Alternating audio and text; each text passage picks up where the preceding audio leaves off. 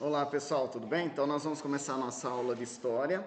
Nesse primeiro momento, nesses primeiros 45 minutos, nós vamos fazer uma revisão de tudo que a gente já falou, de tudo que a gente já trabalhou no primeiro bimestre. Então eu gostaria que vocês pegassem o caderno volume 1, tá? De História, isso. O caderno Currículo em Ação, né? Esse um que está escrito bem grandão aí, sexto ano A, Currículo em Ação. Você esqueceu, Vitória? Não tem problema, você acompanha pelo celular, não tá? Você não tá com o celular? Se tiver com o celular, você pode acompanhar pelo celular que eu vou compartilhar a tela aqui, tá?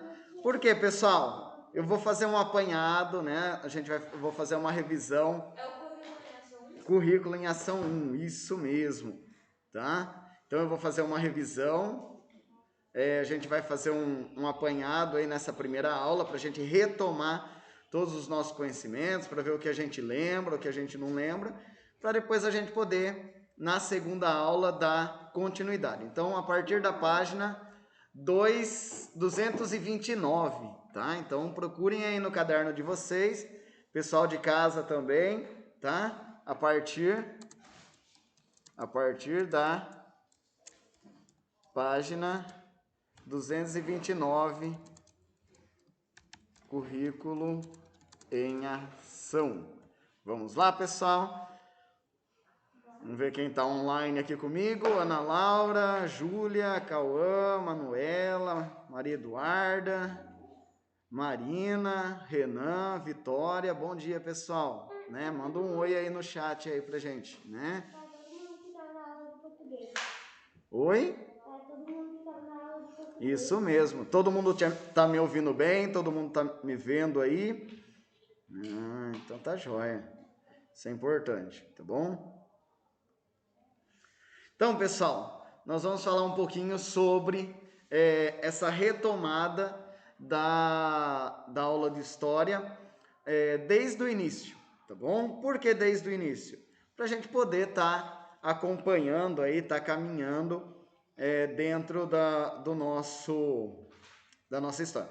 É importante porque quando a gente fica perdido em história, a gente não consegue ir para frente, né? Porque nós vamos começar a falar de outros povos, nós vamos começar a falar de outros lugares no planeta, então é importante essa revisão, essa retomada, para a gente poder compreender o que está acontecendo conosco, ok? Então abram aí seu caderno Currículo em Ação, página 229. Vamos lá, Vitória? Abre aí o caderno aí. Pode pôr o dia, hoje dia 1º, né? Do 1/6/2021. Mas abram o caderno de história e vamos lá. Se eu estiver falando muito rápido, vocês me avisam aí, eu dou uma diminuída na velocidade, tá joia? Eu estou gravando, tá? Essa aula e depois eu vou disponibilizar o link do YouTube lá no grupo do WhatsApp, tá bom? Para a gente poder sempre ter essa revisão o mais breve possível, ficar mais fácil. Então, a primeira situação de aprendizagem, lá no comecinho do ano, nós começamos a falar desses 3 temas. O tempo, a história e o trabalho do historiador. Então nós começamos vendo um pouco sobre o tempo, a questão do relógio, a questão do calendário. 229, Vitória. Então, começamos a ver a questão do tempo, né, a questão do relógio, a importância do tempo para o nosso desenvolvimento. Então, o primeiro texto que nós trabalhamos foi chamado Introdução à História e o Tempo. Então, ele tinha algumas perguntas que nos ajudavam a entender a importância dessa criação do homem. O tempo foi criado pelo ser humano. A única coisa que existe é o dia e a noite. Aí o relógio, para a gente poder marcar esse dia e essa noite, nós construímos eles, determinamos que o relógio teria 12 horas, né? Determinamos que 12 não, né? 24, né, no caso, né? São 12 horas para o dia, 12 horas para a noite, né? Então, nós determinamos essas qualificações, dizendo que a noite inicia-se a partir das 6 horas da tarde e o dia inicia-se a partir das 6 horas da manhã. Então, isso tudo é convenção. Em história é importante essa palavra, né? A palavra convenção. O que significa convenção? Significa que um grupo de pessoas, uma sociedade, um grupo grande de pessoas, chegou a um consenso, chegou a uma ideia, e a partir dessa ideia, todos os outros aceitaram, né? Buscaram aceitar essa condição, ok? Aí nós vimos um pouco sobre fontes históricas, imagens, textos, né, que são fontes históricas.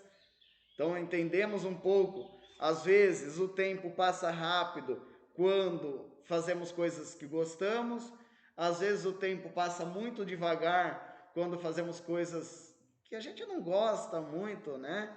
Então nós temos, essa é uma questão de perspectiva da nossa cabeça, né? Da nossa mente, sobre a questão do tempo. Então o relógio ele sempre gira na mesma velocidade, né? Um segundo tem 100 milésimos. Vocês sabiam disso?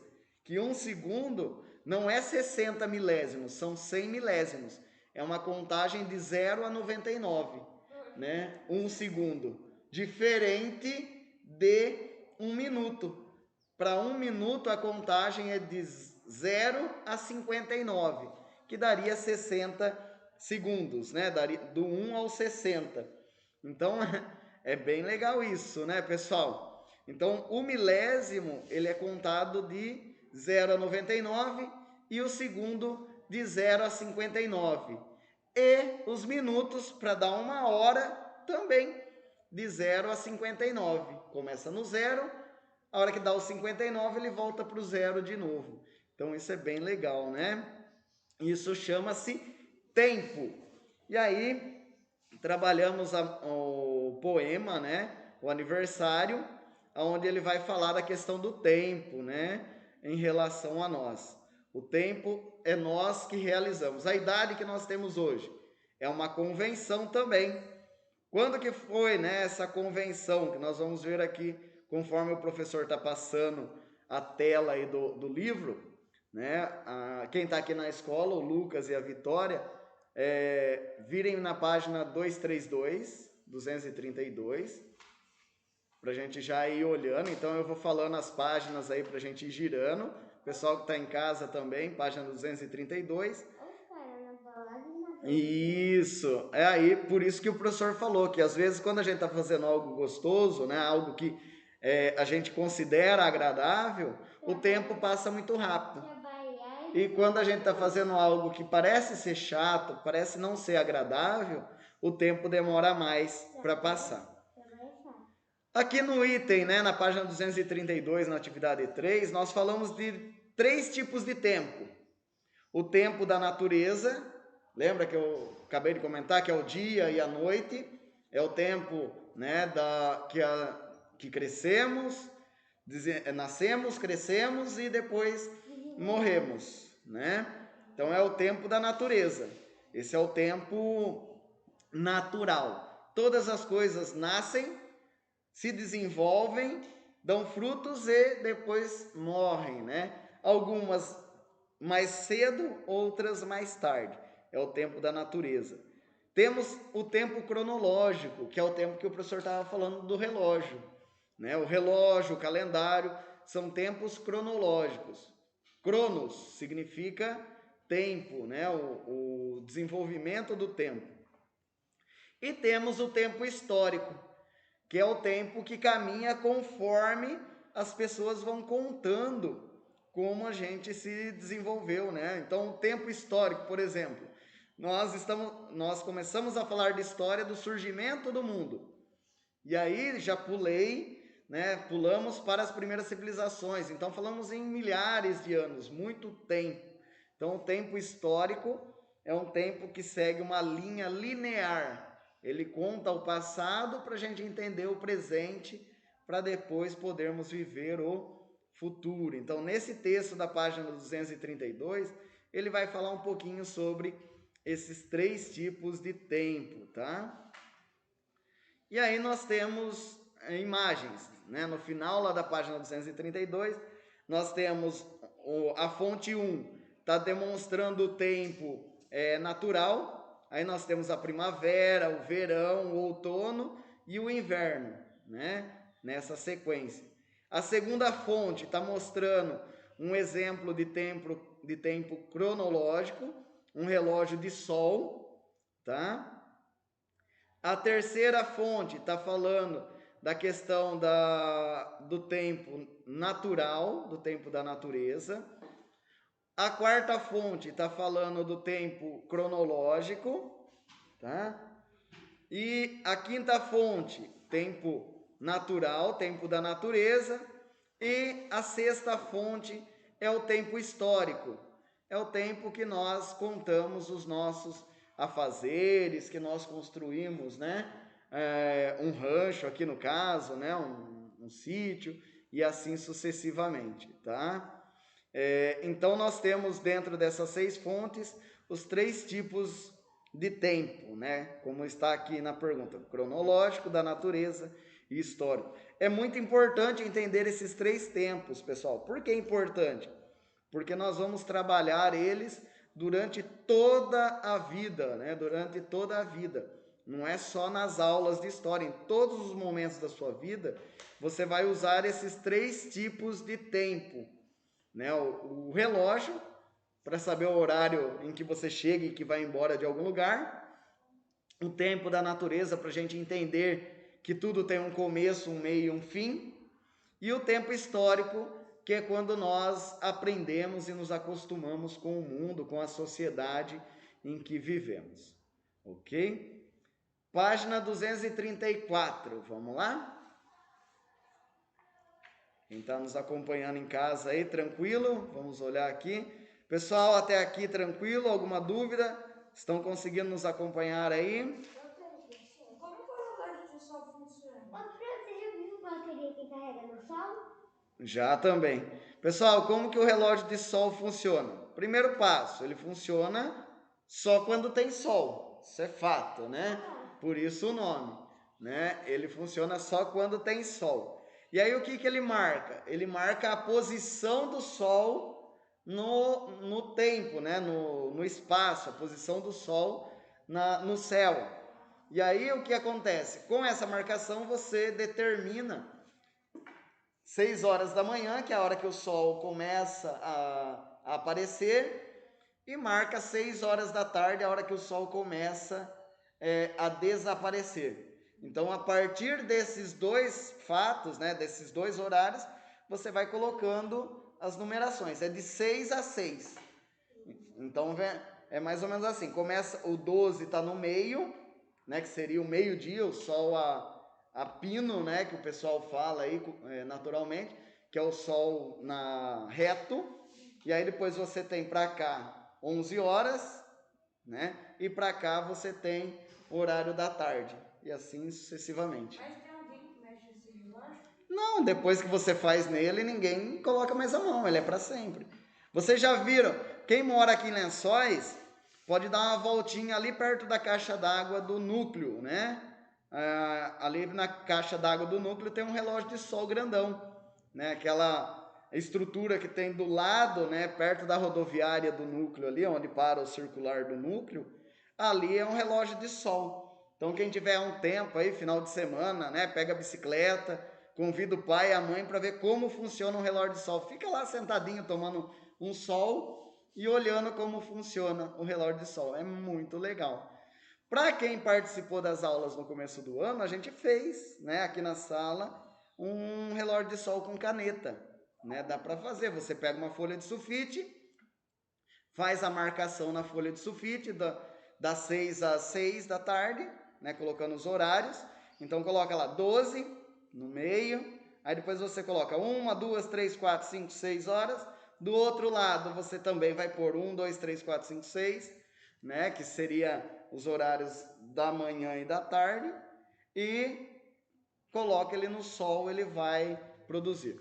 Pessoal, tem um monte de vídeo no YouTube, né, ensinando como que faz relógio de sol, né? Então a gente não vai ficar nos prendendo a isso aqui na sala, tá? Quem tiver interesse, quiser fazer um relógio, faça o relógio de sol em casa, tira uma foto, manda pro professor para ver se ficou legal. É muito da hora, né, ver o relógio funcionar. Mas no YouTube tem um monte de sugestão aí e modelos de relógio de sol, tá joia? Fica aí a dica para vocês. Outro ponto importante, página 234, a gente vai falar do tempo histórico em relação às datações, né? Datação em história e a periodização tradicional. Então, a questão da datação. A história, ela trabalha com uma linha do tempo, como vocês podem ver aí na página 234. Tem aí um item, né, uma figura escrita assim, linha do tempo, não tem? E depois dentro dessa linha nós temos lá pré-história, idade antiga, idade média, idade moderna, idade contemporânea. Pode ver que ele está num processo linear. Se você olhar aqui, ó, ele tem uma linha e dentro dessa linha tem alguns pontos, são alguns momentos da história que são contados. Então isso é importante entender que o tempo histórico ele é um tempo linear, é um tempo que caminha de forma reta, né? Ele não vai fazendo ondulações. Claro que dentro desses tempos, pré-história, idade antiga, idade média, idade moderna, idade contemporânea, aconteceram muitas coisas, né, que determinam essa mudança. Ah, professor, é de um dia para o outro que muda, né? Ah, chegaram lá, acharam que agora acabou a idade antiga, vai começar a idade média. Não, é um processo, leva-se muitos anos, né, para você perceber essa mudança. Então, por exemplo, nós estamos na idade contemporânea, mas já existem alguns pensadores que dizem que nós já estamos numa outra era, numa outra época, né? Que não é mais a idade contemporânea. A idade contemporânea já passou. Estamos numa nova era, numa nova idade tecnológica, alguma coisa do gênero. Aí não temos um consenso em relação a isso, né? Em relação aos pesquisadores. Então nós temos que tomar esse cuidado aí para a gente poder entender e pensar, ok? Caminhando aí, vamos lá para a página 235, pessoal. Vamos lá, mudem a página aí.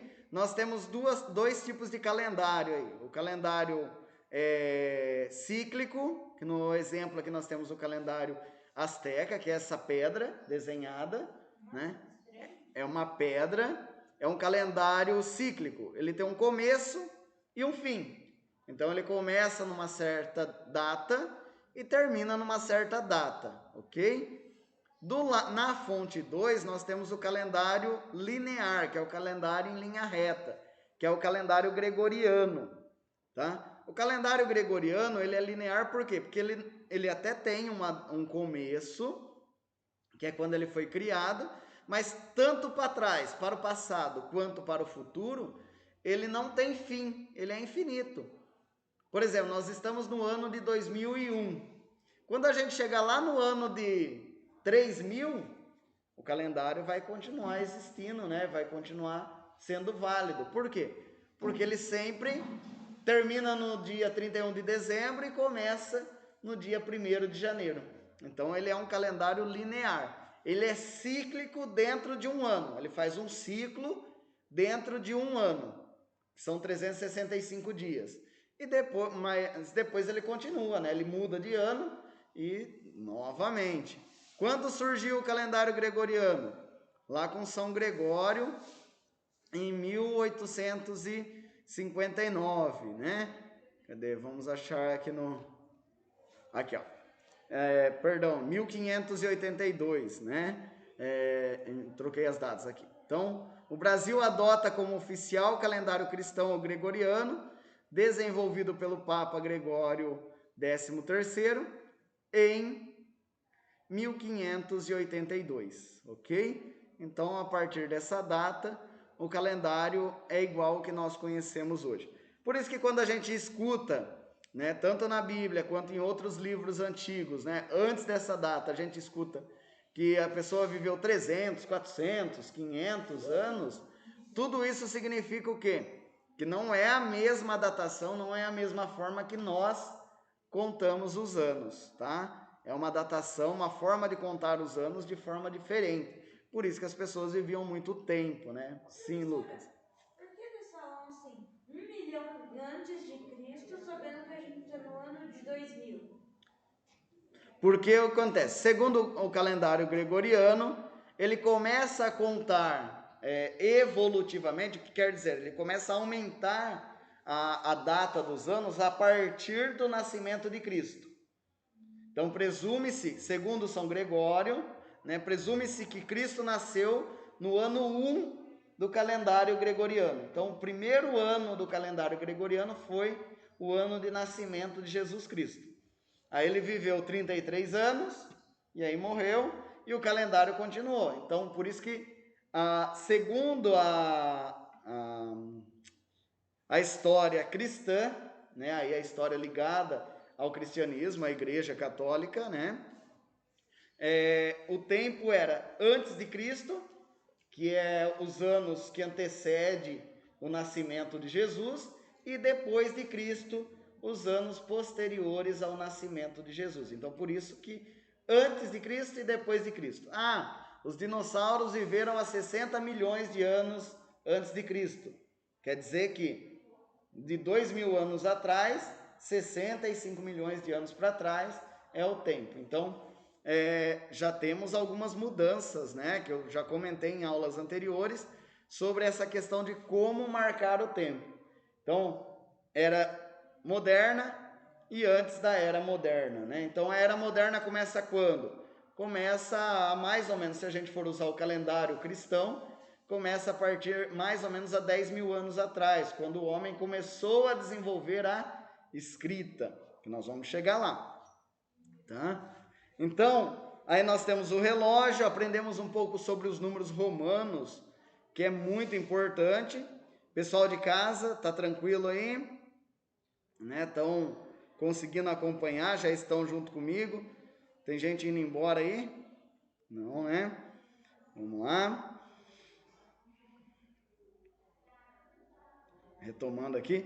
Então, os números romanos, muito importante. Todo mundo aprendeu o número romano, todo mundo sabe, né, como fazer as datações de século. Aí, se eu der um texto para vocês cheio de números romanos, vocês vão lembrar como, né? Por exemplo, nós estamos vendo aí na tela, vocês, né, o Lucas e a Vitória, página 236. Pessoal em casa também, página 236. Vira a página aí, Lucas. Isso. Na página 236 nós temos alguns exemplos de uso, né, do algarismo romano. Então, o algarismo romano ele é em letras, e na frente das letras nós temos o algarismo algébrico, né, que é o algarismo de números, né, os números que nós conhecemos. Então, essas duas formas e alguns exemplos aqui. Fizemos uma atividade, né, que era para pôr a data, por exemplo, 55, qual que é o século do ano 555? Século 6, né? 111, que século que é? século II, né? E assim sucessivamente, né? E assim nós vamos caminhando. Então, os números romanos são muito importantes, principalmente na datação dos séculos e na questão dos relógios. Se você for naquele relógio que o professor citou anteriormente, lá no núcleo, né, você vai ver que os números estão em romanos. Se você que mora aqui na Cruzeiro, olhar o relógio da torre da igreja, né, ali da Cruzeiro, é em número em romanos, né? Então, por isso que é importante saber números romanos, para a gente poder também entender as horas e assim por diante. Tudo isso, pessoal, estava dentro da situação de aprendizagem 1.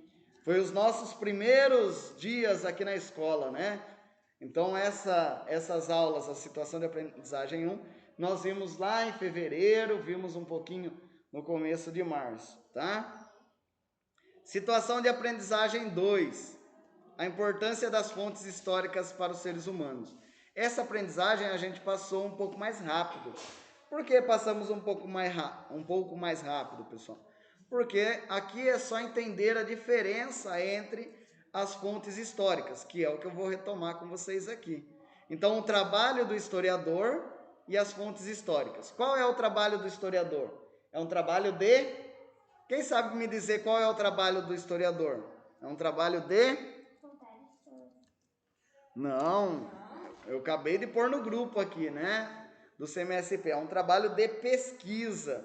Então, observação, pesquisa, tudo isso é o trabalho do historiador. Isso é importante a gente ter essa ideia, essa noção. E aí, como se dá o trabalho dele? Através da análise das fontes históricas. E o que são fontes históricas? Aí foi onde eu pedi o trabalho para vocês pesquisarem. Por exemplo, a arte rupestre é uma fonte histórica. As pirâmides do Egito, outra fonte histórica. Os livros, outra fonte histórica. Máscaras, né? Artefatos, outra fonte histórica. Pinturas, fonte histórica. Fotografia, também é considerado fonte histórica. Manuscritos, vamos lá, pessoal, página 241. Guarda o caderno, Vitória, é só o currículo em ação. A gente está acompanhando aí. Página 241, 241. Então, nós temos lá na fonte 7, olha lá na fonte 7. Manuscrito. Na fonte 8, nós temos um trecho de filme, né, mostrando mulheres da aldeia Xinguana, né, durante o preparo de alimentos e assim por diante. Então, tudo isso são fontes históricas, ok? São...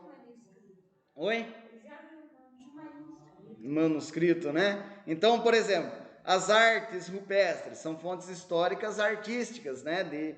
Visuais. Aí nós temos fontes históricas audíveis, que são os áudios, a fala das pessoas, o filme e assim sucessivamente. Diversas fontes históricas. Trabalhando aqui dentro do roteiro que foi proposto, a análise era para vocês descreverem, né? Falar um pouco sobre as diferentes fontes históricas. Fonte histórica escrita, fonte histórica áudio, vídeo, né? E assim sucessivamente, entre outras. Esse era o trabalho inicial nosso, tá? Aqui o jogo a gente passou. Então, deixa eu só achar aqui onde que nós somos. Então, aqui, o objetivo nosso era trabalhar esses 5 tipos de fontes históricas. Então, visual, oral, escrita, audiovisual, material e imaterial. Pessoal, página 245. Então, o objetivo nosso dentro dessa situação de aprendizagem era entender essas 6 fontes históricas, 6 tipologias, né, de fontes históricas, que é a fonte visual, oral, escrita, audiovisual, material e imaterial, que foi o solicitado na pesquisa de vocês. Essa era a ideia. E agora depois que a gente voltou, né, das férias, né, depois que a gente voltou agora no final de abril, né, começo de maio, a gente vem falando do surgimento dos seres humanos, que é a situação de aprendizagem 3. Então falamos que existem dois tipos, né, de surgimento da vida humana. Um é o criacionismo e outro é o... Qual que é o outro mesmo, pessoal? Quem que lembra? Uma fonte é o criacionismo. Eu vou pôr aqui no chat, tá? O outro é o religioso? Não, o criacionismo é o religioso, tá? Que está ligado à criação, segundo as religiões. Então o criacionismo é a criação segundo as religiões. E o segundo aspecto é qual? Que falam que o humano veio do macaco. Mas aí são outras. Calma que a gente vai chegar, né, nesse ponto ainda, Lutz. E é isso mesmo, é o evolucionismo, que está ligado à evolução dos, né, seres sobre a Terra. Opa, vamos arrumar aqui. Então, um é o criacionismo, que é a criação segundo as religiões, né? Cada religião tem a sua história mitológica para contar como foi a criação do mundo. Então, nós estamos lá na página, para acompanhar aí, Vitória. Estamos na página 245, tá? Então, acompanha aí, né? Ficar fazendo pintura, né? Então, estamos aí. Então, um dos pontos é o criacionismo, a criação segundo as religiões, então as ideias mitológicas. Lembra lá, Adão e Eva, lembra lá quando eu falei dos tupi-guaranis, né? Chipave, Rapave, né? Que eram o nome das pessoas, das primeiras criações do deus Tupã, e assim sucessivamente. E o segundo processo é o evolucionismo, que é a evolução dos seres, né? A evolução das espécies, tanto as plantas quanto os animais, e aí entra, né, junto com os animais, entra a evolução dos seres humanos, porque nós somos animais também. Claro, né, pessoal? É um animal racional, um animal que pensa, né? Um animal que age não só por instintos, mas por conhecimento também das ações e do mundo. Então isso é importante, né? Ter essa noção. O importante, quando alguém falar assim, você é um animal. Sim, sou da espécie animal, né? Pertenço a esse reino, pertenço a esse grupo. Só que dentro desse grupo eu pertenço aos seres humanos, né? Então não adianta ficar bravo, né? Se a gente for tratado ou chamado de animal. É um prazer ser um animal, porque os animais são muito bons. Eles que organizam, né, de certa forma, a fauna. E aí nós temos a flora, que são as plantas. Então é importante esses aspectos.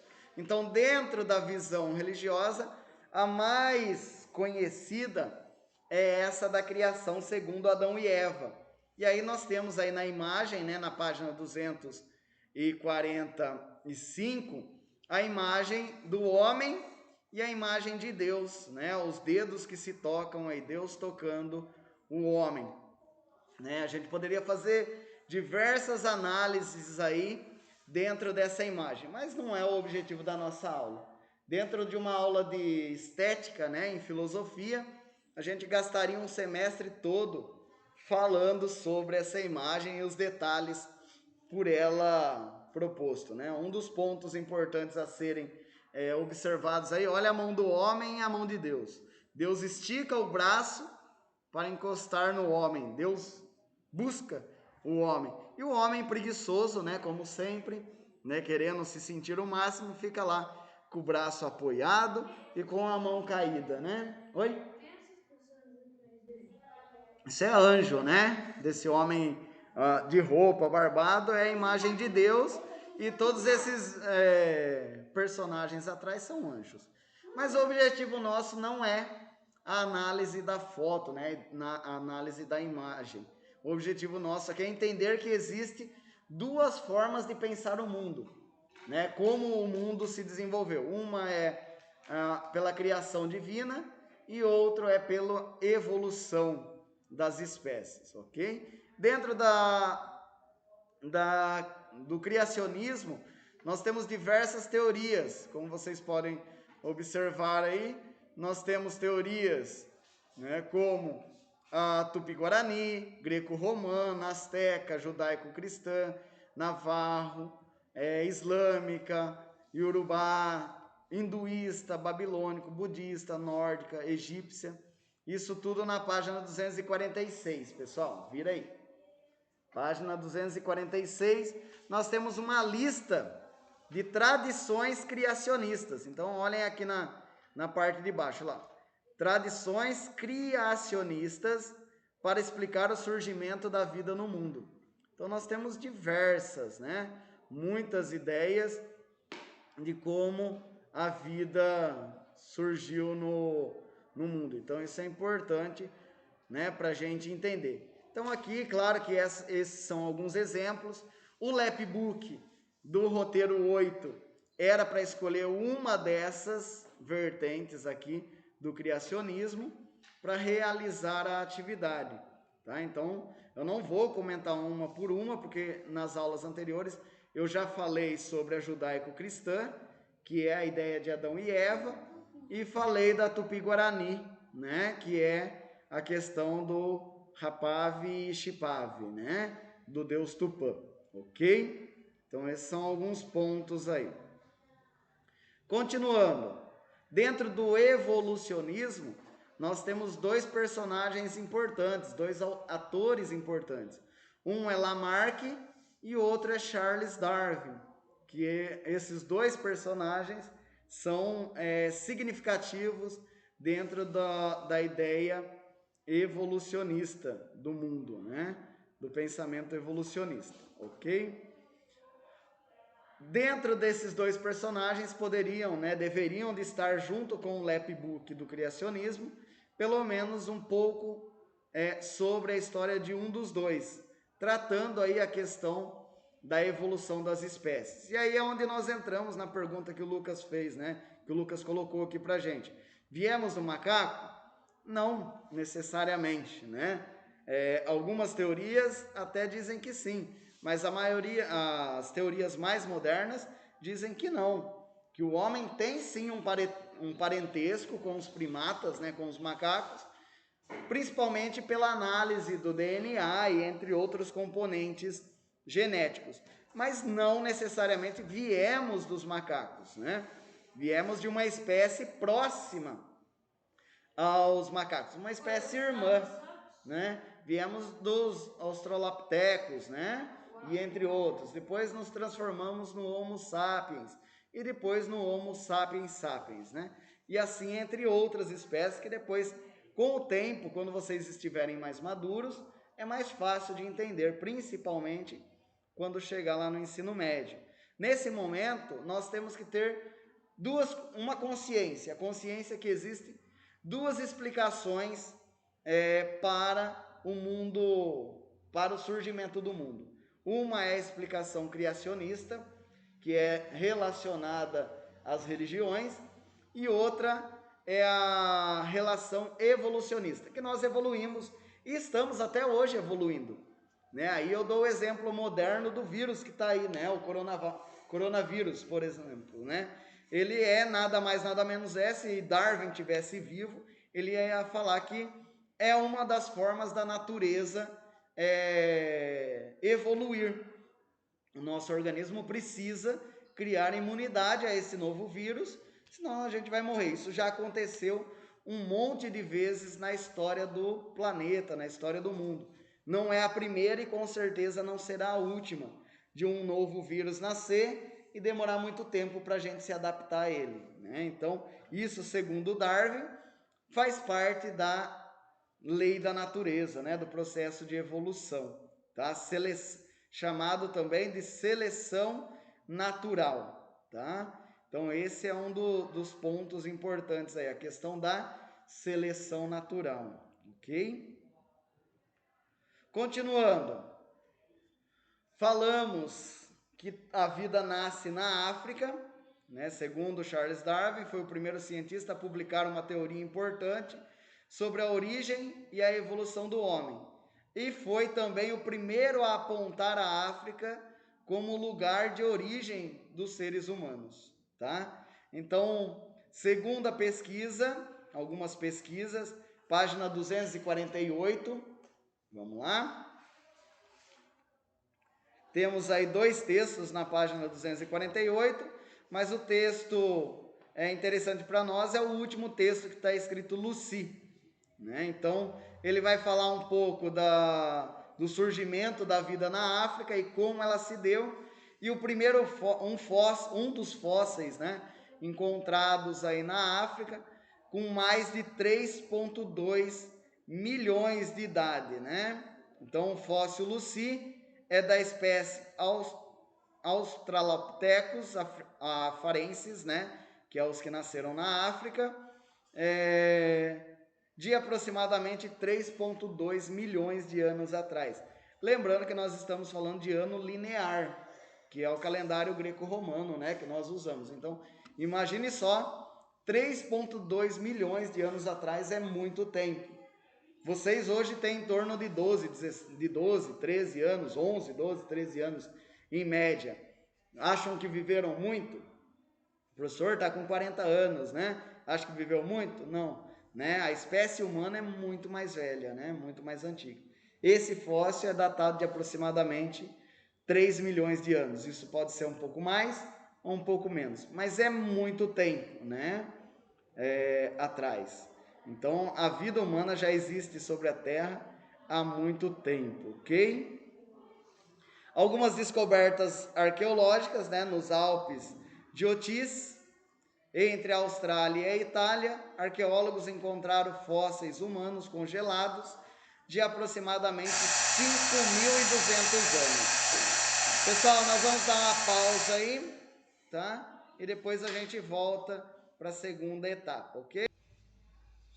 Retomando, página 249, pessoal em casa já está online novamente, já estão retornando. Vamos lá. Manu, Renan, cadê o restante do pessoal? Vamos retomando aí. Então, pessoal, aqui na página 249 está falando um pouquinho lá da Austrália, né? Entre a Austrália e a Itália, né? Os Alpes Otzatal, né? Tem um vídeo que fala um pouquinho sobre esse registro, entre outros, tá? E o que é um sítio arqueológico, escavações arqueológicas aqui no Brasil, né? Lapa do Santo. E aí nós temos aqui algumas imagens que segue sobre o fóssil de um homem adulto encontrado. Por que ele ficou mumificado? Porque ele estava no gelo. Lembrando, pessoal, para que o fóssil ele exista, é necessário algumas condições.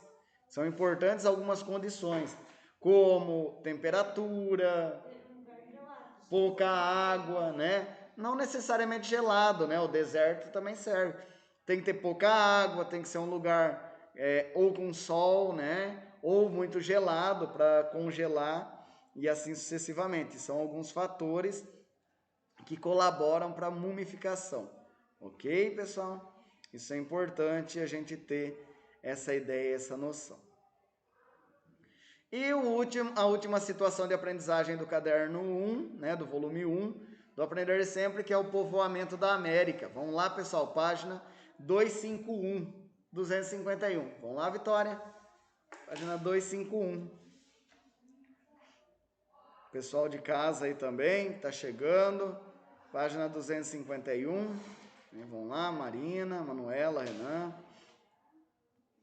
Então, na página 251, nós vamos falar aí do povoamento da América. Como chegou a vida até a América? Acabei de dar uma olhadinha, vi aqui que tem muitos que devem o roteiro ainda, 9, né, que é o roteiro referente a essa questão do povoamento da América. Então, precisam correr atrás aí, moçada. Vão lá entregar as atividades aí. Ok? Muito bem, Vitória. Eu não olhei quem entregou, só vi que só 6 entregaram, na verdade. Mas eu não olhei quem são, tá bom?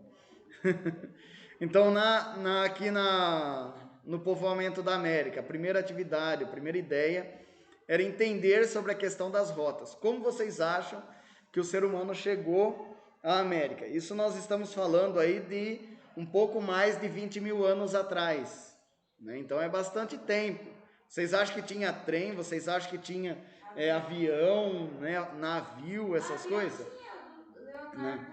Claro que não, né, pessoal? Há 20 mil anos atrás, ou era a pé, ou era através de canoas, né? Alguns barcos pequenos aí. Através de cavalo. Não, cavalo ainda não era domesticado nessa época ainda também. Não tinha carroça? Não tinha carroça ainda. Algumas civilizações não tinham carroça, né? Conheciam alguns animais, mas ainda não eram domesticados, né? Não trabalhavam em prol do ser humano. Então, é isso que nós temos que tomar cuidado também. Nós estamos falando de muito tempo atrás, ok? Mais de 20 mil anos. Passei para vocês a ideia de um vídeo que tem aí na página 252. Vamos lá, pessoal, página 252. Na página 252, no topo da página, tem um QR Code, onde tem um vídeo que tenta demonstrar como caminha, né, a Terra, como caminhou a população, né, os homens sobre a Terra, tentando chegar às Américas, né, tentando chegar aqui ao continente americano hoje. Então, algumas teorias dizem que os seres humanos chegaram pelo Estreito de Bering, que é a parte superior, né, que liga a Ásia, está mais próximo da América. Então, essa é uma das hipóteses, o Estreito de Bering. Tá? Outra teoria é a teoria das rotas costeiras, vieram navegando próximo às praias, né, próximo às ilhas e praias até chegar ao continente americano. Uma outra teoria é o povoamento das ilhas do Oceano Pacífico, então ali a região da Oceania primeiro, depois as ilhas do Pacífico, então foram passando de ilha em ilha, né, procurando. Lembram do filme... Agora deu um branco o nome do filme, pessoal. Aquele que tem o Deus lá, né? Esqueci o nome do filme. Daqui a pouco eu lembro. Tem uma cidade aquática, Atlântica? Não é de Atlântica. É um filme, é um desenho, né? Um bebezinho numa... Que é numa cestinha. Não, pessoal. Daqui a pouco eu já lembro o nome do filme, eu falo para vocês. Que é mais ou menos a ideia desse povoamento pelas ilhas do Oceano Pacífico, né? Assim que eu lembrar o nome do filme, eu já coloco para vocês aqui. Não é Moana, não. Se alguém lembrar aí em casa, coloca aí. Não é o Thor, não. Na verdade, ele tem lá uma ilha, aí é roubado o coração dessa ilha, da deusa. É Moana? Que ela ainda tem que colocar o coração. Tem um coração. Isso, coração de TK lá, né? Isso, né? Da deusa. Isso mesmo. Ah lá, olha, professor, não lembrava o nome. Então, o filme da Moana remete aí à ideia, mais ou menos, de como foi o povoamento das Américas através das ilhas, né, do Oceano Pacífico.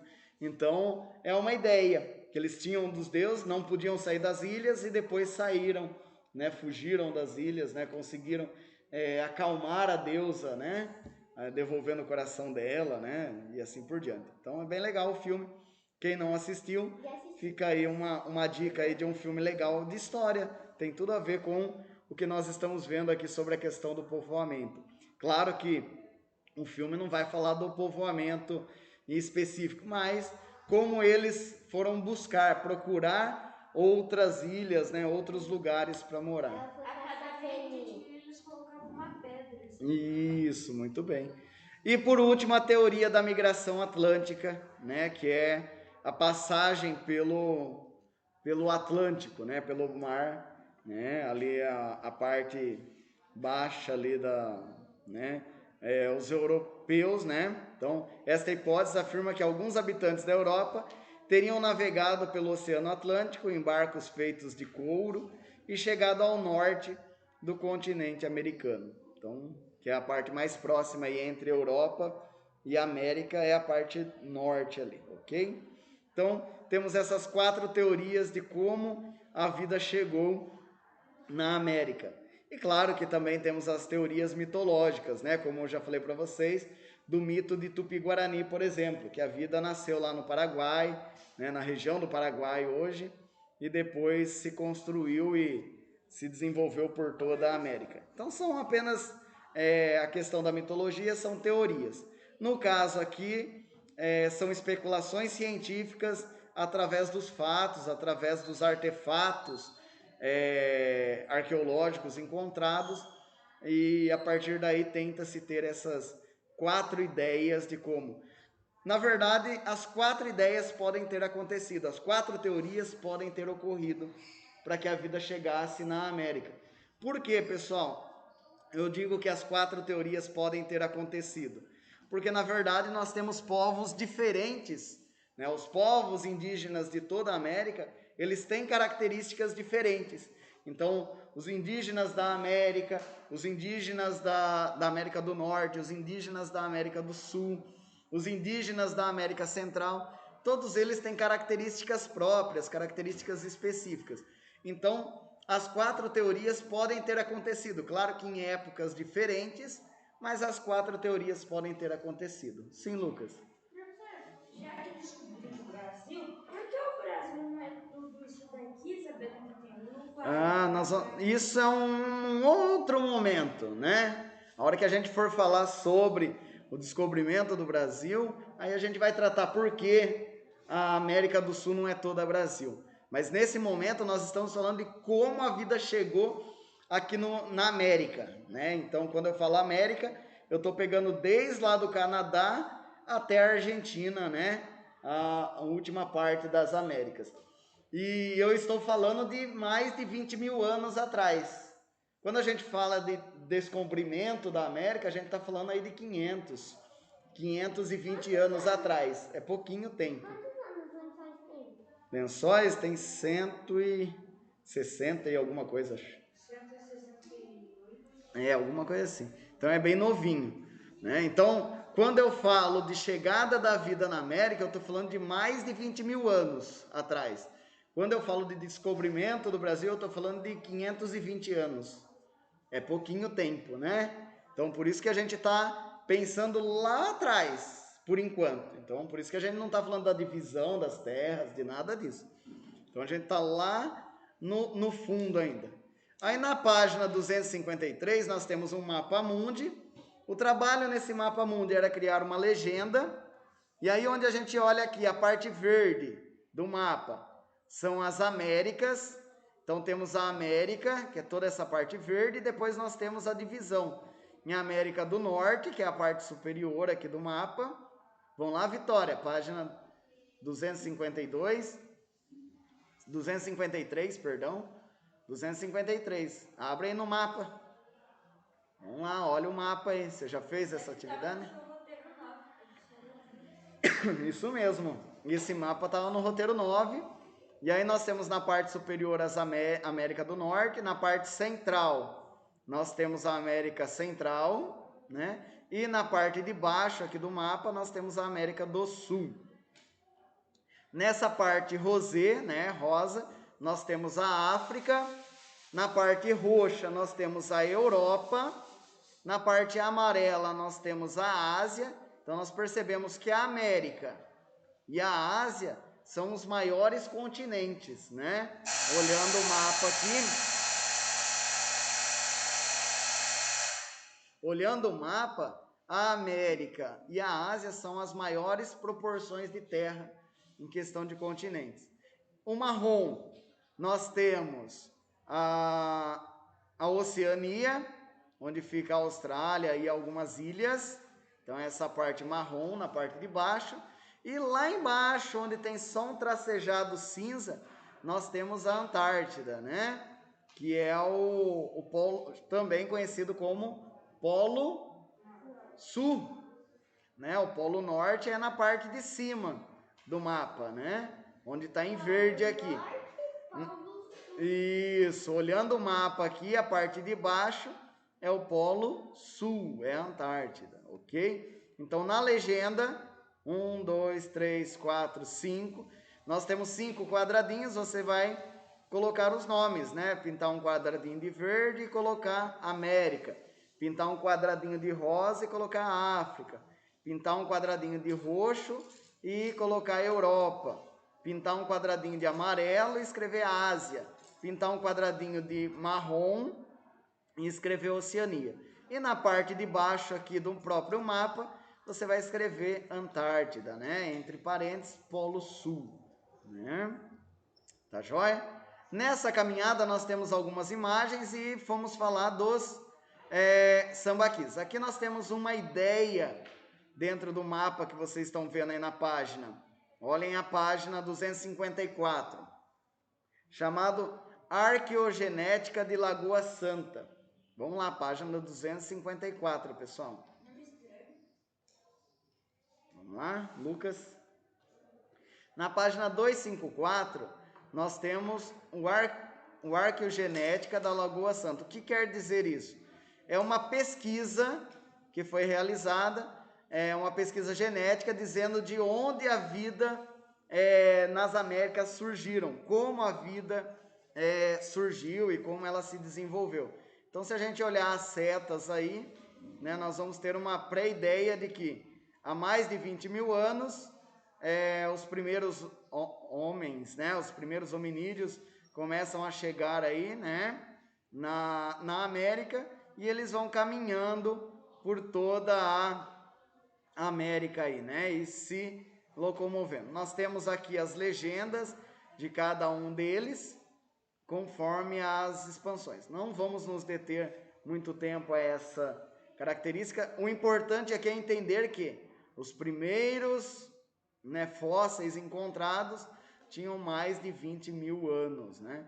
Os primeiros homens encontrados, né, na Lagoa Santa, né, em Luzia, na região de Lagoa Santa, com mais de 9 mil anos, que é aqui é Brasil, olha lá, tá vendo onde tem o X escrito Lapa do Santo, o número 5 aí?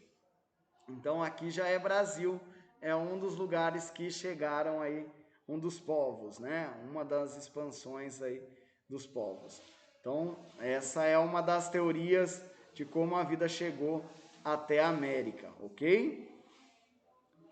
Aí nós tínhamos a questão das pesquisas, algumas imagens na página 255, peguem aí pessoal, 255, temos imagens de pinturas rupestres em cavernas aqui do Brasil. E aí nós temos a teoria dos sambaquis, né? Nos sítios arqueológicos brasileiros. E aí, por último, nós temos, né, um mapa aqui sobre a questão dos parques brasileiros, os sítios arqueológicos do Brasil. Deixa eu só pegar aqui a última.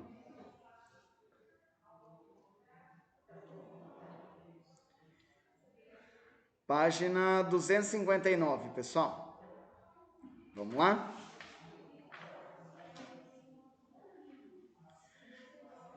Na página 259, nós vamos ter uma ideia que começa assim. Como vimos a teoria do Estreito de Bering, lembra lá que é uma das teorias de como surgiu a vida? Lá no item 5.1, né, tá escrito assim. Como vimos a teoria do Estreito de Bering, afirma que os primeiros homens teriam chegado na América através de uma ponte de gelo que existia entre o continente asiático e o continente americano. No entanto, algumas pesquisas da arqueologia brasileira, Niren Giddon, identificaram a presença humana no Brasil há mais de 100 mil anos, o que mudou um pouco a visão da pré-história americana. e fez com que a teoria do Estreito de Bering fosse questionada. Então, a teoria do Estreito de Bering fala de 20 mil anos. Essa nova teoria, no Brasil, né, que aí é onde entra as teorias das imigrações pelos mares, né, tanto Pacífico quanto pelo Atlântico, né, que a vida surgiu há muito mais tempo no Brasil, onde hoje é o Brasil, né? No quadradinho azul aí, pessoal, na página 255 aí, né? Perdão, 259, perdão. 259 tem um quadradinho azul aí, não tem? O desenvolvimento técnico dos primeiros seres humanos. Os pesquisadores que estudaram o modo de vida dos primeiros seres humanos encontraram vários vestígios que demonstraram os hábitos e habilidades das sociedades humanas. Entre elas estão o controle do fogo, a invenção das primeiras tecnologias, as expressões artísticas, o desenvolvimento da linguagem, os ritos religiosos. Todas essas transformações provocaram mudanças na natureza, na paisagem e nas formas de relacionamento social. Então, tudo isso é importante a gente analisar, é importante a gente pensar. Dentro dessa atividade, para a gente entender um pouquinho mais sobre a história da América e tudo mais, nós temos um vídeo, né? Um QR Code na página 259, que fica a sugestão aí para vocês visualizarem, né? Para vocês poderem assistir. Ainda se discute quando começou o povoamento da América e do Brasil, mas sabe-se que ocorreu há mais de 12 mil anos e que foi feito por grupos humanos diferentes, né? Vindos de locais diferentes também. O vídeo aqui mostra os achados arqueológicos mais antigos do Brasil e ao final traz testes para a revisão dos pontos principais. Então fica aí a sugestão da leitura, né, para todos que desejarem. Vou pôr o link aí para vocês, né? Deixa eu ver se eu consigo copiar aqui. Ele tá abrindo aqui. Nós não vamos assistir o vídeo, tá? Não é a nossa intenção, mas eu vou pôr o link aí para vocês poderem estar assistindo depois, posteriormente, pessoal que está em casa também, tá? Fica aí a sugestão para vocês assistirem o vídeo aí. É rapidinho, né? Não é um vídeo muito longo, tá joia? Então fica aí a sugestão da leitura do vídeo para entender um pouco melhor o surgimento da vida no Brasil, ok?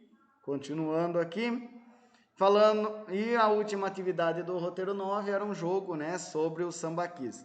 Alguns conseguiram fazer, outros não, mas fica tranquilo, né? A ideia era só para conhecer um pouco dessa cultura advinda do Brasil e que surgiu, né, e que se desenvolveu na região de Santa Catarina, tá? Então, o Sambaqui Upuá em Laguna Santa Catarina, ok? Aí tinha lá o vídeo, né, e ele diz assim: no estado de São Paulo foram cadastrados 235 sambaquis até o ano 2015. Podemos encontrar sambaquis em margens de rios, porém é no litoral onde encontramos o maior número deles. No estado de São Paulo, os municípios de Iguape, Cananéia, Ilha Comprida, Guarujá e Santos são locais onde podemos localizar sambaquis. O que significa sambaqui, pessoal? Sambaqui significa montanhas de conchas, né? Significa... Oi? A praia do Guarujá? Sim, na praia de Guarujá, né? Na cidade do Guarujá. Então podemos encontrar esses povos. Eu fui lá, tem muito de concha. Tem, né? Tem montanhas de concha, isso mesmo, né?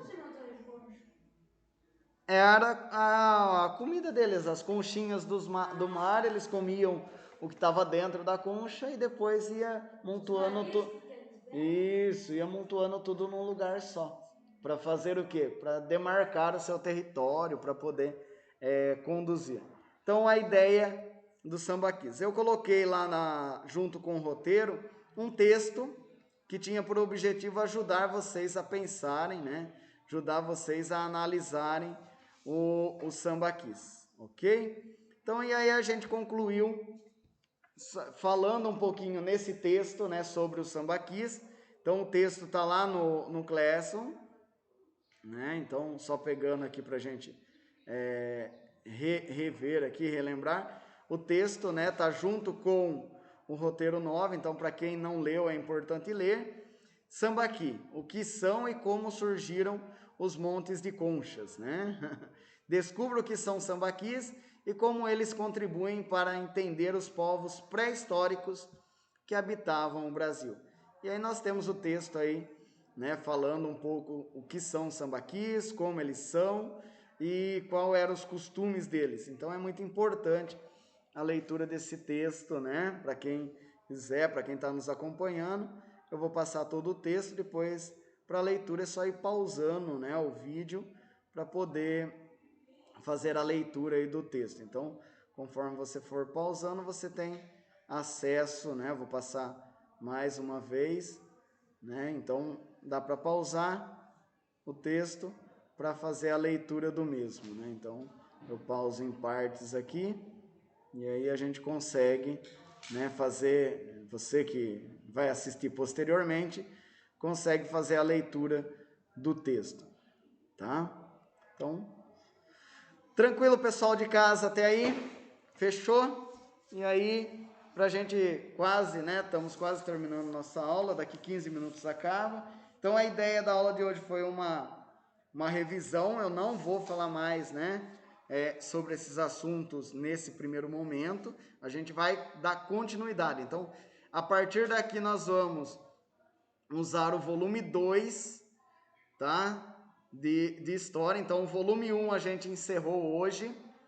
E aí, como vocês estão acompanhando aí comigo, nós vamos passar a usar o volume 2 do caderno de história. Tá aparecendo na tela aí de vocês, ok? Tá? Então, o volume 2, nós começamos a partir da página 148, tá? Eu não vou pedir para vocês pegarem ali agora, tá? Eu só vou fazer um breve comentário do nosso roteiro 10, que eu acabei de postar no Classroom. Então, eu vou abrir o roteiro 10 aí para a gente poder só fazendo um breve comentário aí da sua perspectiva. E o que nós vamos trabalhar? Nós vamos trabalhar a situação de aprendizagem 1 dentro do roteiro 10, né? Nós só temos uma situação de aprendizagem com várias divisões. Dentro do roteiro 10, eu estou pedindo uma pesquisa para vocês. Qual é essa pesquisa? Entender o que são tipos de linguagens. Então, a gente vai entrar um pouquinho aí em português também, revendo, repensando essa questão de português, né? Dizendo que existem 2 tipos de linguagem que a gente acaba usando muito em história. Um dos tipos é a linguagem verbal e o outro tipo é a linguagem não verbal. E aí eu dou alguns exemplos, né, do que é linguagem verbal, do que não é linguagem verbal. Então é muito importante a leitura de todo o roteiro 10, tá? Então, pessoal, aí aqui na escola, em casa, né, precisa acessar o arquivo e ler o roteiro 10 para a gente entender o que são essa linguagem verbal e não verbal, ok? O nosso trabalho do roteiro 10, ele está relacionado à pesquisa. A pesquisa de quem, pessoal? A pesquisa de alguns povos antigos. E aí nós vamos começar a partir daí, tá? Então nós vamos ver alguns povos antigos. 1, 2, 3, 4, 5, 6 povos antigos nós vamos trabalhar. Um deles é os sumérios, como está na imagem aí que está aparecendo na tela de vocês, né? O pessoal que está em casa, quem está aqui depois eu passo a página. Outros são os egípcios, os astecas, indígenas brasileiros, né? Que aí entram os maias, os incas e alguns povos de tribos, né, americanas, tribos brasileiras. Então nós temos esses 6 grupos que nós vamos trabalhar. O objetivo é uma pesquisa em cima de alguns itens que eu coloquei para vocês. Então esses são, né, os personagens E aí a gente vai mais um pouquinho, ó, caminhando aqui, conforme vocês estão vendo, a gente já vai dando conta de boa parte do roteiro. Por quê? Porque no roteiro 11 nós vamos falar um pouco de Grécia, de Roma, né? Essa é a ideia. Então, entender esses pontos da antiguidade é muito importante, ok? Deixa eu só pegar aqui, ó, para quem está me acompanhando.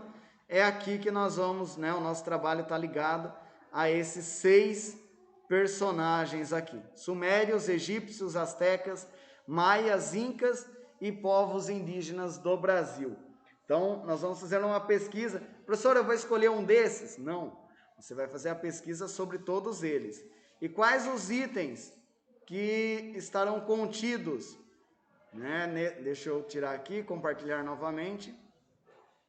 Quais os itens que estarão contidos dentro dessa pesquisa, pessoal? Língua, a forma, né, como eles se expressavam, a forma de como eles falavam, a escrita, os costumes, comida, música, dança, religião. No trabalho deve conter textos, imagens, você pode até fazer um áudio explicando, né? Você lê lá o que você pesquisou, grava e posta no Classroom, né? O seu áudio sobre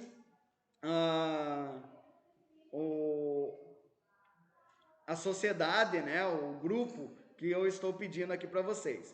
Eu vou dar um exemplo sobre a questão dos sumérios, ok? Vou compartilhar aqui na tela com vocês e aí eu vou mostrar mais ou menos, né, como que a gente vai trabalhar, como vocês podem fazer a pesquisa. Então, eu vou compartilhar toda a tela, vocês vão se auto-ver, vão me ver várias vezes aí.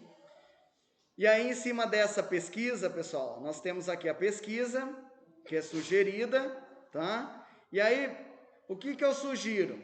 Vamos pesquisar em sites importantes. Por exemplo, o InfoEscola é um site legal para você pesquisar. Ó. Nós temos aqui sobre os sumérios.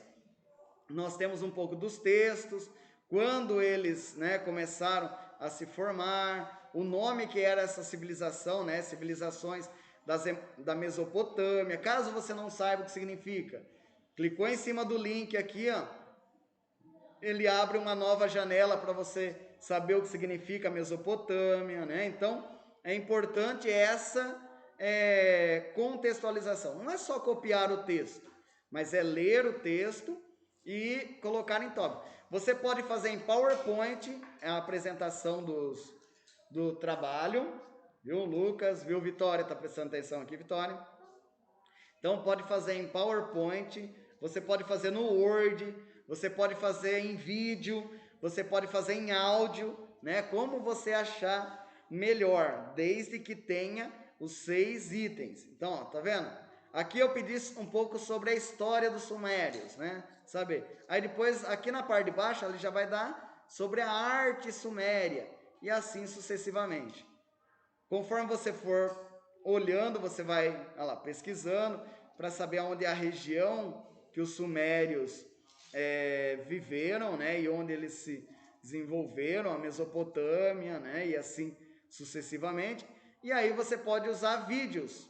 No caso aqui, para a gente terminar a nossa aula, eu vou colocar esse videozinho de 6 minutos para a gente poder entender um pouco sobre os sumérios. E aí eu vou pedir pro Lucas e para a Vitória vir aqui, ó, atrás de mim aqui para a gente assistir o vídeo junto pelo computador. Aí a gente fica de pezinho aqui e assiste o vídeo junto e o pessoal que está em casa também consegue assistir, né? Eu vou pôr o link depois para vocês. Pode também, Vitória, pode sim. Só entrar lá no centro de mídias, tá? Você consegue assistir. Deixa eu copiar o link aqui para me jogar aqui no centro de mídias para vocês, ok? Então deixa eu parar de compartilhar a tela. E para a gente terminar a aula, nós vamos assistir esse videozinho do... Deixa eu pôr aqui modo TV, autoplay, tirar o loop, atualizar. Vamos ver, opa, não é compartilhar tela, só um minuto. Vamos por aqui de novo, compartilhar playlist. Opa, novo vídeo. Nossa, que link é esse? Oi? Calma, salvar. Pessoal, já vai começar aí. Deixa eu só atualizar aqui. Aí. Pronto. Pessoal, dá um feedback aí pra mim se tá aparecendo o som, se tá tudo bonitinho.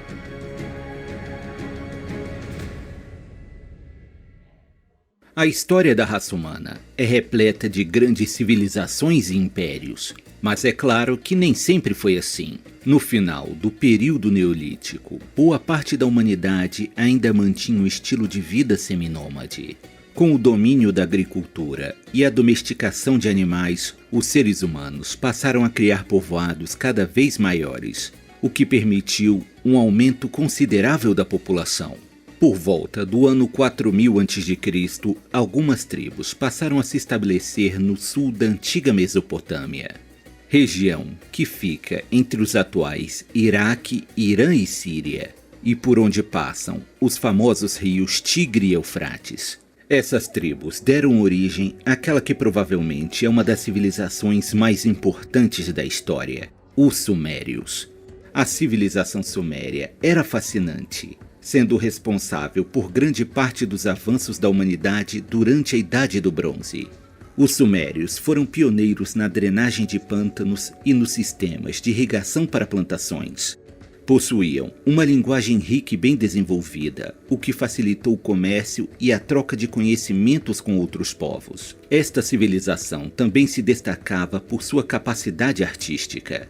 Eles desenvolveram músicas bem elaboradas e demonstravam grande habilidade como artesãos, esculpindo em mármore, madeira e produzindo belíssimas esculturas de bronze. E talvez o mais importante, eles criaram o primeiro sistema de escrita. Os sumérios desenvolveram a escrita cuneiforme, que era feita com pequenos objetos em forma de cunha, e usavam tabuletas de argila para registrar os símbolos. A escrita cuneiforme era bastante sofisticada para a época, com a qual os sumérios registravam os acontecimentos importantes, chegando até mesmo a registrar poemas e códigos de leis. Os textos escritos pelos sumérios contêm desde cálculos matemáticos até o estudo de astronomia e medicina.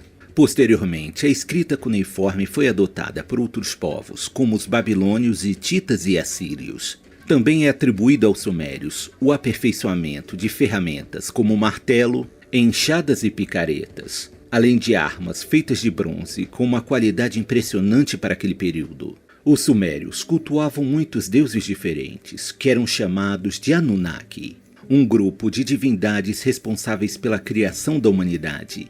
E eles eram associados a desastres naturais, como enchentes e terremotos. Para os sumérios, os Anunnakis eram seres celestiais que vieram à Terra em busca de ouro.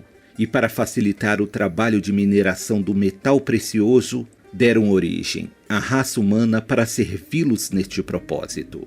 O fato de os sumérios serem considerados inventores da astronomia e estudarem os movimentos dos planetas no sistema solar gerou a crença, nos tempos modernos, de que os deuses Anunnaki sejam na verdade extraterrestres, que visitaram nosso mundo há muito tempo e ensinaram para os primeiros povos como cultivar alimentos e construir cidades maiores. Os sumérios fundaram as cidades de Kish, Nippur, Uruk, Eridu, Lagash e Ur, que se tornaram importantes centros culturais e de comércio na região. Mas essas cidades não pertenciam a um único reino, com cada uma mantendo sua autonomia como cidades-estado, sendo governadas por seus próprios reis e mantendo suas particularidades culturais. A cidade de Ur possui um destaque especial entre as cidades sumérias, pois além de ser um grande centro de comércio da região, ela possuía grandes templos religiosos, como o famoso Grande Zigurate de Ur. Os reis sumérios costumavam manter a paz uns com os outros, mas por vezes travavam guerras pelos domínios de novos territórios. A riqueza dos povos sumérios passou a provocar a ambição de outros povos vizinhos, como os Elamitas e os Amoritas, que constantemente lançavam ataques para saquear as cidades sumérias. Estes conflitos deram origem à primeira guerra que foi registrada por escrito na história. A guerra ocorreu no ano 2700 a.C., entre Sumérios e o reino dos Elanitas. O rei sumério da cidade de Kish se chamava Enem-Baraguese. Ele liderou as forças sumérias contra o reino dos Elanitas. Já naquela época, a tática em combate podia fazer toda a diferença entre a vitória e a derrota. Os sumérios possuíam soldados relativamente disciplinados que lutavam em formação de paredes de escudo quando era necessário. Provavelmente a arma de guerra mais temível da época fossem as carruagens de guerra, com 2 eixos e puxados por 4 animais, sendo estes cavalos ou jumentos. É fácil imaginar que o número de baixas fosse bem alto nas batalhas, pois os soldados lutavam com pouca proteção. E além disso, as carruagens circulavam à sua volta, atirando dardos e lanças, quando não tentavam atropelar os soldados menos afortunados. Os sumérios venceram a batalha contra seus inimigos e registraram em uma placa de argila: "Seguimos saqueando as armas dos elamitas." Com o passar dos séculos, outros povos na Mesopotâmia também desenvolveram grandes cidades e exércitos cada vez maiores e bem treinados. A civilização suméria não foi capaz de resistir ao avanço das civilizações emergentes e acabou sucumbindo. Acredita-se que mudanças climáticas também tenham causado uma grande seca na região, o que contribuiu para o declínio e o desaparecimento da cultura suméria. Apesar de seu fim trágico, os sumérios tiveram um papel fundamental no desenvolvimento cultural e social dos povos da Mesopotâmia. Estes novos reinos fizeram bom uso do legado sumério, e graças a essa herança, seus nomes ficaram marcados na história.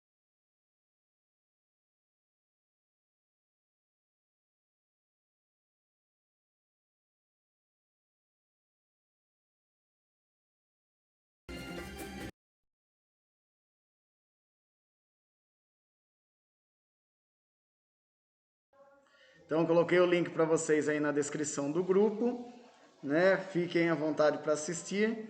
E terminamos por aqui a nossa aula. Foi um prazer ter todos aqui comigo, né? Ana Vitória, Júlia, Cauã, Lucas, Manuela, Maria Eduarda, Marina, Renan e Vitória, né?